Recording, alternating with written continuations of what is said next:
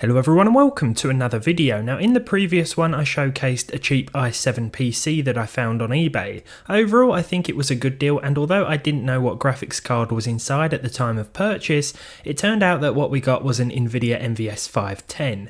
It seems that these can sell for almost as much as I paid for the entire system, and while that seems a little too much, unless of course you do want a low cost professional card, I want to see how well this old thing does in games. It supports DX11 after all, and it has been able to run everything I've thrown at it today, though being able to run a game and actually play a game are two very different things. This workstation card dates back to 2012. It has 2 gigs of DDR3, a 35 watt TDP and 192 cores.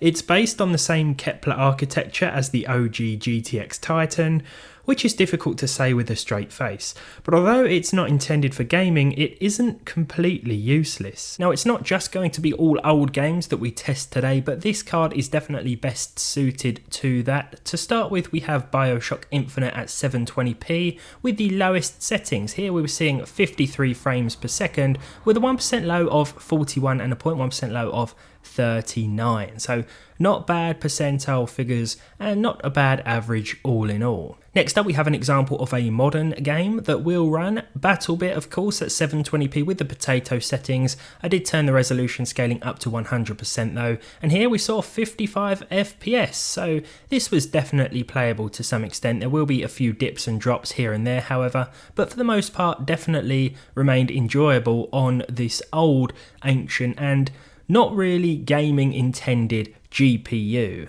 We definitely should have gone with the original Skyrim, but here we are in the special edition with the low preset at 720p, and we have 27 frames per second, so almost 30, not quite. The percentile lows suffered a little bit as well, especially in those busier town areas, but I think it's a good effort from the NVS 510. Spider-Man, this was a disaster as expected. This is definitely not the sort of game you want to play with a card like this, but because it can run games like this, I thought I would just throw it in here anyway. It can start them, of course, that doesn't mean it can play them. With dynamic resolution mode on and targeting 60 FPS, believe it or not, we saw 6.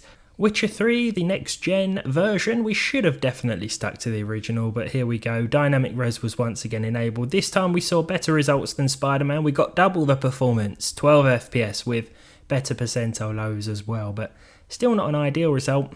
I just included these because I thought it would be quite amusing to see what this old GPU could do. And this is 12 frames more on average than I thought, so not too shabby. Cyberpunk 2077 at 720p with the lowest settings. We can't use FSR for anyone wondering, because this does belong to the Kepler family, this card, and trying to enable FSR gives us a black screen or it causes games to crash. I've experienced this with the NVS and I've experienced this with the higher end 780 Titan as well. We just can't use FSR with these older cards. I don't know if it's just the drivers or what, but yeah, unusable, black screens, crashes.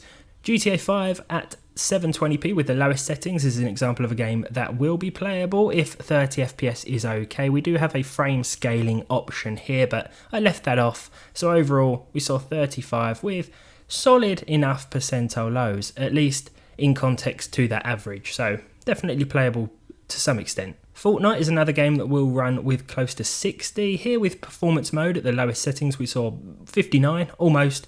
A few dips and drops here and there, but Fortnite is at least playable if you have one of these cards, or you have a system that's arrived with one of these cards inside. You're wondering whether or not to play Fortnite. You certainly can, but you'll have to make a few graphical sacrifices. Minecraft will also run just fine, 1080p this time around though, with the fancy settings off, AA set to 1 and a render distance of 20 chunks, 87 FPS here.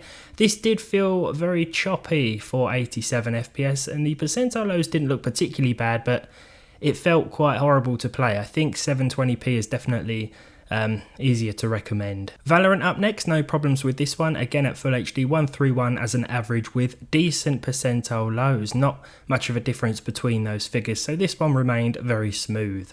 We have the classic that is Assassin's Creed 2 to finalise. Should have gone with a lower resolution, but this is another example of an older game and one that will run okay even at 1080p with the lowest settings. I think this one still holds up fairly well in 2023.